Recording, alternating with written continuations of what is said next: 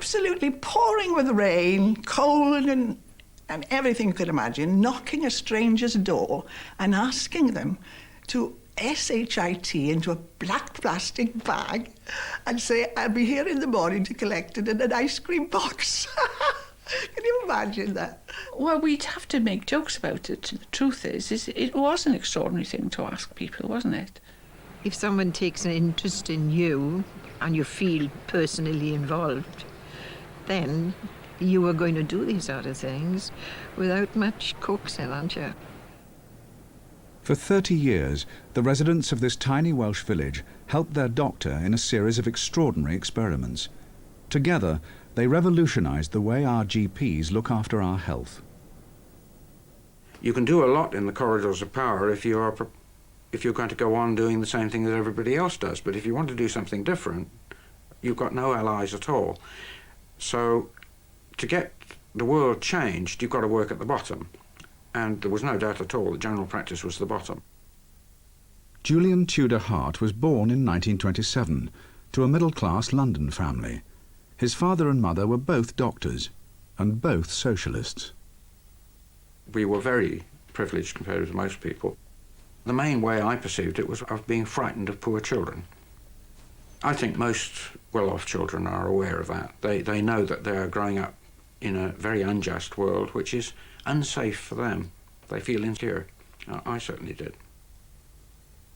I thought of being a doctor as a way for privileged, educated people to re-enter the human race and have a useful social function.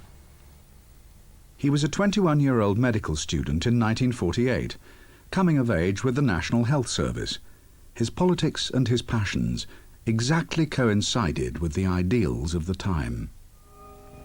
This film will show you that we're winning our battles. They're battles we've been fighting for a long time against poverty, disease, and ignorance. You'd got the mass of the population absolutely determined that they weren't going to go back to the kind of society that we had before the war, with a handful of very, very rich people getting richer and richer, and an enormous number of very poor people excluded from society. 40 million men, women, and children whose birthright is health. It was marvellous that we made this really generous decision as a nation that from now on medical care is not going to be a commodity. It's not going to be something that's bought and sold on the market. It's going to be something that is available free according to need, not according to ability to pay. He qualified as a doctor in 1952 and started work the following year in the slums of West London.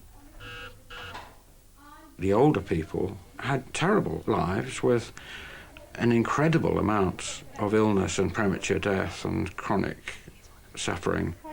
The backlog of illness included leg ulcers, gynecological problems, heart disease and pneumonia. The workload was overwhelming. And in 1958, Julian appealed for more resources in a BBC report on the first decade of the NHS. I think we're having a very good service, but where we need to spend a great deal more money is an attention to patients in their own homes, in doctors' surgeries, in fact outside hospital. I'm sure the real answer is for us to have very many fewer patients, say about 2,500, and put far more work into each one of them. If we were able to do that, then it would be up to us to improve our standard of work. In 1961, Julian Tudor Hart decided to look for a small community where he could really have an effect on the health of his patients. Glencorrig, an impoverished Welsh village with 2,000 people, fitted the bill exactly. I always wanted to come to South Wales because that was where miners were, and my father had practiced for a while in Llanelli before the war. It was the romantic place to go to get into a mining practice. Oh, it's a marvellous community. It was, at that time, although it was very poor because miners were very badly paid in the 60s, it was full of life.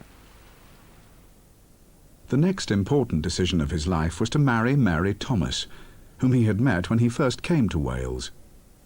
Of course, I didn't know at all about what our future life would hold. Nobody does. It's always a risk, but I knew him quite well, and I knew he had different ideas.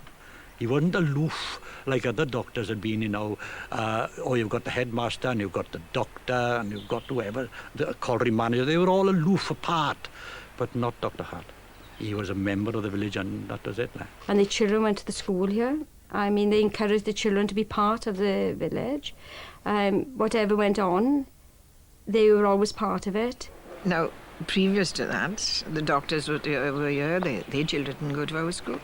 Their children were sent to private schools, and we didn't know them. Julian and Mary spent 5 hard years building up the rundown practice. Their surgery was an old wooden shed. The general practice in the valley and all industrial working class areas was pretty squalid. It was a very primitive beginning. So you go through here, and then here there was a corridor, there was a lav there which the doctor could use, and they had a receptionist. Hiya. I suppose Julian and I spent the first 2 years of our married life every evening with a bundle of records, sorting them out, putting them in date order, and making a coherent story of the patient's life. Here there were shelves of great big Winchester bottles of concentrated mixtures. We kept 4, a white one for stomachs, and a blackjack ointment for rubbing on everything, and a black medicine called Miss Morphine-Epicac for bad chest.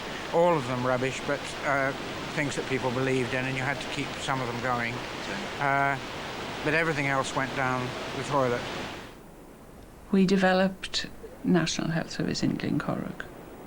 Every day was a battle to get through.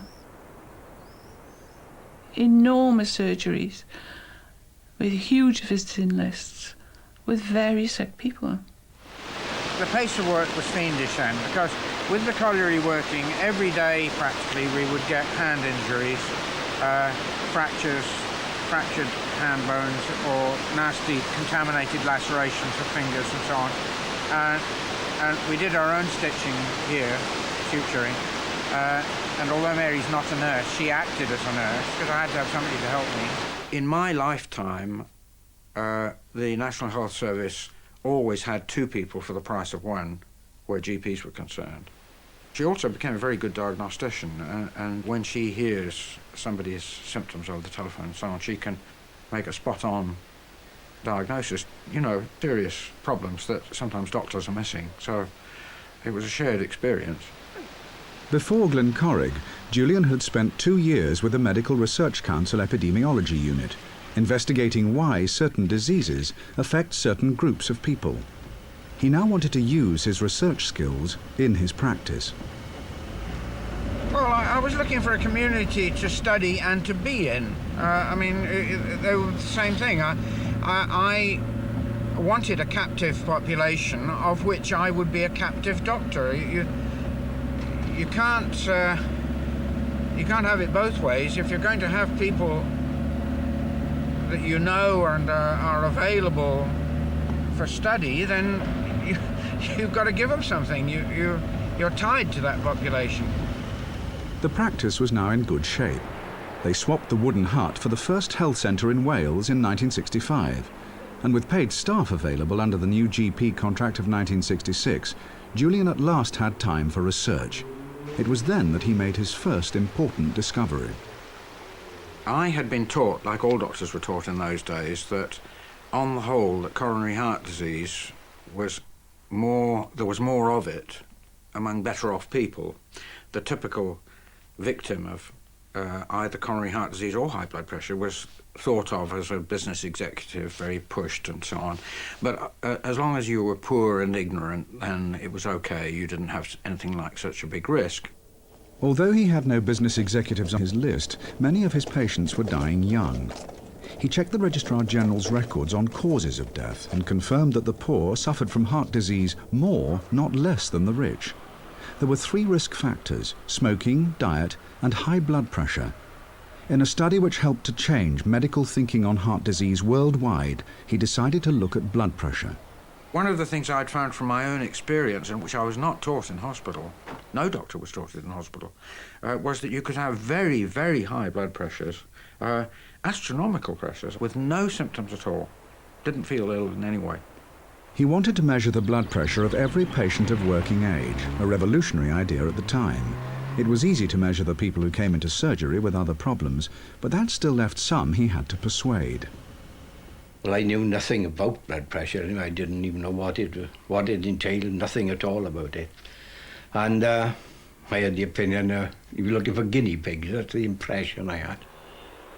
I'd gone to see him when we'd got about 80% of people in. And he'd said, well, you know, no offence, but if you don't mind, I'd rather not take part. If I'm sick, I'll come to the doctor. I never am sick. I don't really believe in doctors. I'd think sometimes perhaps I was being a bit awkward. I don't know. It might have been that. But I didn't know Dr. Hart very well. And said, well, look, it's very important for scientific studies to have 100% participation. So supposing you finally become the last man, could I then come to you again? Would you mind then if I asked you? And it came to the point where he was the last but one, and the only other man who we hadn't got his blood pressure was away at sea. So I went along to this guy and said, well, the unbelievable has happened. I said, OK, and that was that. So I sat here in this room, and he took the blood pressure. He just let out one exclamation. I won't tell you what it was. And he'd got a blood pressure which was so high that actually the systolic pressure couldn't be measured on the machine, and he'd got a diastolic pressure of 170. I can't really record it on this machine. He said, I'd like you to come down to surgery Monday. So he really was a life that had been saved, because he, without any doubt at all, he was teetering on the edge of what's called malignant hypertension, where it suddenly accelerates and very rapidly goes into heart failure or having a stroke or going into kidney failure, which can be irreversible. I must say I'm very glad I took up his offer then, because I hate to think what would have happened to me. But somehow or other you've got to bring those people in, because they are bringing in very valuable data for the study, which is not to make money for a drug company or something. It is to advance the frontiers of medical science and help the whole of mankind. So we have a moral duty, on the one hand, to respect those door slammers and people with their heads in their hands. They should be respected, but they do need to be brought into the study. Morning, Beth. The study, published in 1970, showed that 1 in 25 people had high blood pressure. This groundbreaking research pioneered blood pressure screening and treatment, so that today every GP monitors patients' blood pressures. Would you go and see Margaret, have a check, and then you can see the doctor afterwards? Thank you. It'll probably be another 5 years before I see you again to take it. Will I be here I hope so. Blood pressure screening is certainly one of Julian's major contributions. And that, I think, is quite a remarkable achievement. He was not a researcher from out of town. Yeah. He was not a scientist from the university. He was a scientist who lived with his patients, who was part of that community, who was committed to them at every conceivable level. Hi, Tom. Morning, Doctor. How are you? Oh, I think my chest is worse than usual. I think I caught a cold, Doctor. Good. Full up. Long before preventive medicine became standard practice, Julian was determined to look beyond the patient's immediate problems, anticipating illnesses which might arise in the future. And although he realised that to nag people too much just wouldn't get anywhere, then occasionally when they came to see him about something else, he would mention, well, are you still smoking? And do you realise how bad it is for your health? Now, I call that anticipatory care, giving yourself enough extra time in each doctor-patient contact that you can introduce this element of health education. It got around the village that he did care, he was. He listened, That's didn't right, he? yeah. Listened. Yeah. And for that reason we had longer surgeries. Yeah. There was no time with Dr. Hart. We'd be going 8 o'clock. Surgery used to finish at 7 in those days. 7:30, 8 o'clock, you know, we've got to get home to children. Julian Tudor Hart began to publish in the leading medical journals. His high blood pressure work and an impassioned paper on inequalities in the health service brought him international attention. Mary and I knew that we'd only got a few years that it was possible to work at an absolutely inhuman pace, both of us, to get publications to make me respectable and listened to, and providing we could achieve that, then after that we might be able to get some extra resources, a bigger team, and generally to have a more reasonable pace of work that could be sustained. And so it was very important for me to get those publications. It was a breakthrough. In 1973, in recognition of Julian Tudor Hart's outstanding record, Glencorrig became the first general practice in Britain to be funded by the Medical Research Council. Mary Hart led the research team on the many studies that followed. We are going to start a very big research project which is about cancer, which is going to be taking place in this valley over the next 5 years. And we're going to be holding meetings like this in all the clubs in all the valley during the next few months. Well, I want to say, first of all, just what cancer is and what it isn't. When cancer starts, it means that a cell or a group of cells begin to divide and multiply and increase in size regardless of what's happening in the rest of the body, and that's why it eventually kills you if nothing's done about it. Because this parasite... I can remember as clear as today the night that Julian returned from London at a meeting, and that night he came in and he threw his hat into the kitchen first. And I said, "Oh dear, what do you want me to do this time?" He said, "Well, you won't guess," he said, "but I think this is collecting stools."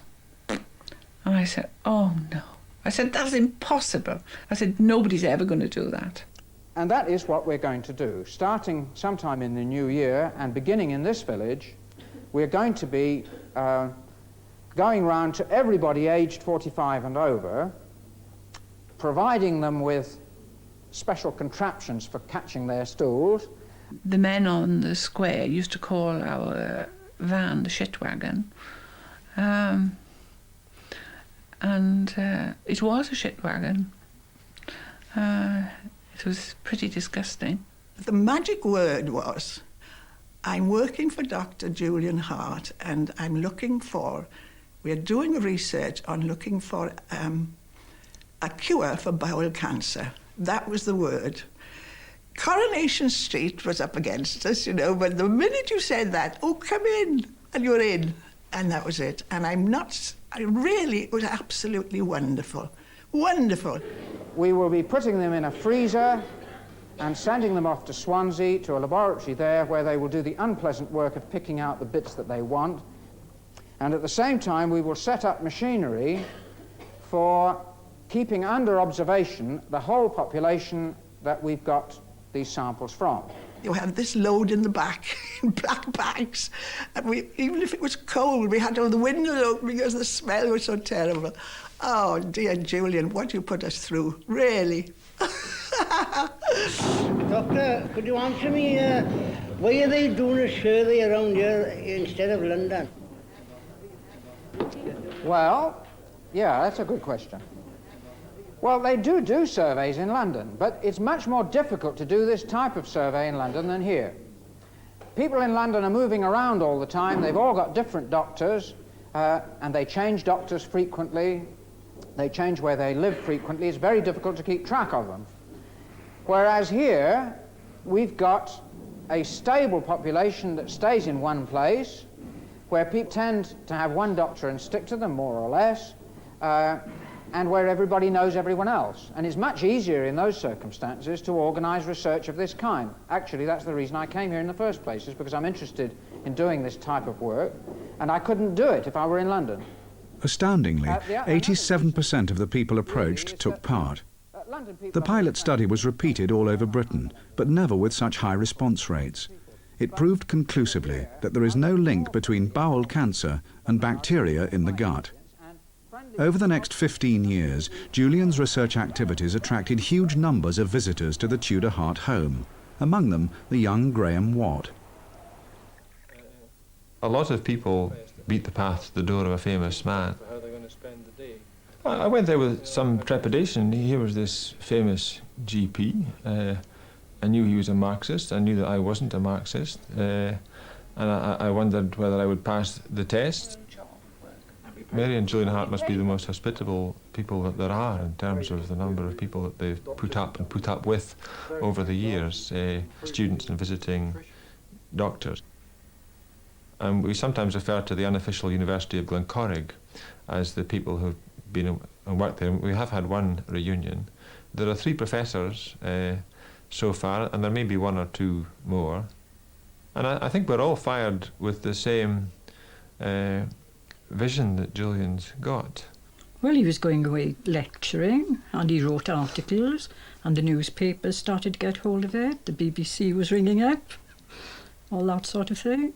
But it didn't make any difference to his behaviour. He was just as usual. And we'd also get telephone calls from abroad. We're in a small community. It was very rare to get a call from Spain or America. This is a man who I know at first hand was offered chairs in great medical schools in this country and turned them down because he did not want to leave his practice. Julian's research was rooted in his practice. Preventing heart disease, which kills half the British population, was always a priority. And as well as his studies on blood pressure, he also researched diet. In 1982, a group of patients was asked to cut out salt for 8 weeks. It was a bit of a shock, you know. You couldn't have the bottle of sauce on the table anymore, or you couldn't have anything, convenience foods of any kind. Everybody's reducing their salt intake, but some people are having it brought back up with the tablets and others aren't, and nobody knows who is on what salt intake. Financially, there was no way you could replace, for example, beef burger with a piece of plain meat. And we couldn't inflict those financial burdens on the people of Glencorrig. But what used to tickle me about the surgery was, at one time when you went there, the smell of cooking. Yeah. Now, you wouldn't get that in other surgeries. We'd make our biscuits and scones and meat pies and shepherd's pies and curries and cakes. Well, we had a freezer full. It was like a shop in our research unit. When they came each week to have their blood pressure taken, then they actually went away with a carrier bag full of things, including fresh fruit. We had to make wall charts and recipe books, and we generally tried to put ourselves in the places of the participants. Well, the only way to find out how much salt people are eating is actually to find out how much salt they excrete. That the only way you could do it reliably was to collect 7 24-hour urines in a row. That means that you can't flush the toilet for a week. It's all got to go into a bottle. So we were like milkmen in reverse, in that we delivered empty containers and picked up the full containers. Some of them were scaffolders in the steelworks, and they would take off these large containers that contained 4 litres. Some of them were miners, so they actually had to take their pot down the pit with them.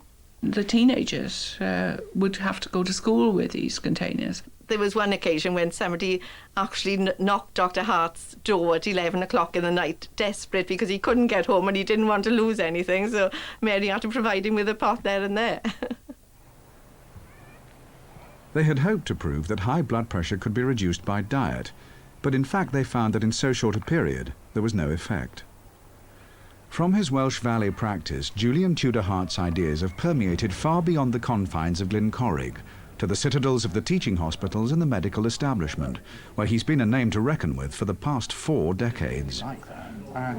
So it's got to be on a new basis, but we don't need to be a business, and it isn't working as a business. No, I agree. I agree, but I still think that's the issue. But I'm just concerned that one can't simply say the money will take care of itself.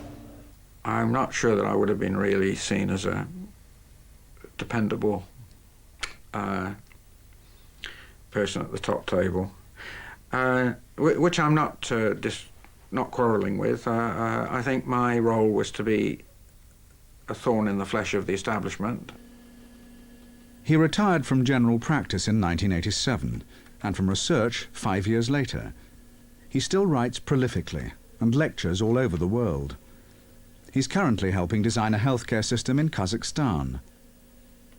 At home, he opposes the introduction of internal markets in the National Health Service, believing they undermine its original vision. I think our big case against the internal market and competition is that cooperation works better than competition. We were on the high road to much better quality care through cooperation. We didn't need marketisation. We didn't need to be made to compete with each other. And the whole idea that we lacked motivation, that we can only be motivated by seeing carrots or pounds, shillings and pence on the end of a line, it's so insulting.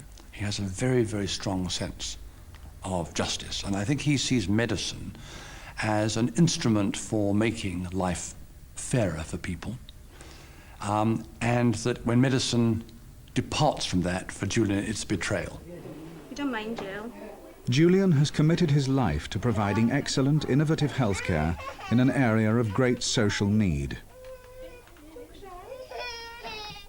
He wanted to improve the health of his population by collaborating with his patients over time, and he succeeded. The evidence is that it has paid off. It's very difficult to get really convincing statistics from such a small population, even over such a long period of time. We did a study over 25 years with a lot of measurements in it.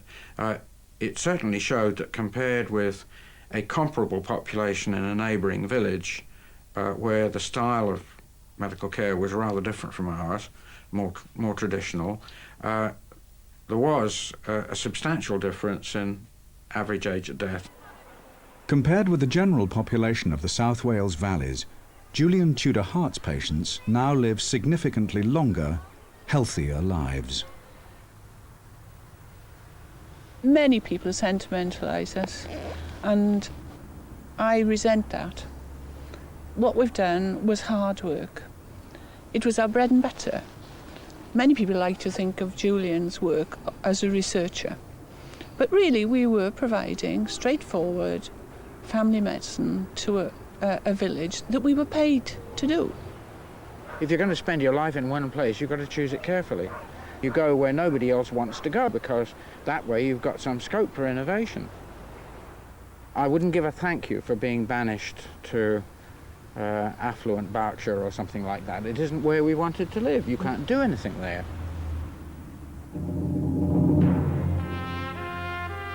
The kind of surgery we got now is an envy, and it's because of the basics, and the basics were put here by Julian Hart. Coming from a small village at the back of beyond does make you proud that the village has been put on the map because of Julian Tudor Hart. I suppose he became something of a father figure, yeah, you know. It was a sad day for this village when he decided that he had called it a day, like.